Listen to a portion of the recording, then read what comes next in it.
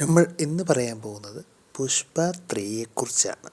ഇത് പുഷ്പ 1 2 പോലെയല്ല. ഇത് വേറെ കളി നാരായണ എന്നും പറയണ പോലെ നമ്മുടെ പുഷ്പ എൻ്റെ പേരിനാണ് ഒരു വില്ലനായിട്ട് ഒരു യുദ്ധം പുഷ്പയെ തീർക്കാൻ വേണ്ടി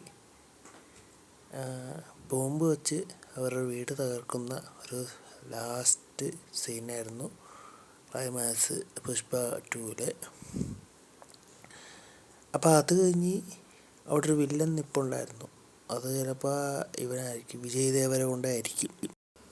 പക്ഷേ ഈ ഫോട്ടോ കാണുമ്പോൾ പുഷ്പ ആരെയോ തല്ലിയിട്ട് പുഷ്പ അത് തോളിലെട്ടി കൊണ്ടുവരുന്ന പോലെയാണ്. അങ്ങനെ ചിലപ്പോൾ വില്ലനായിരിക്കും.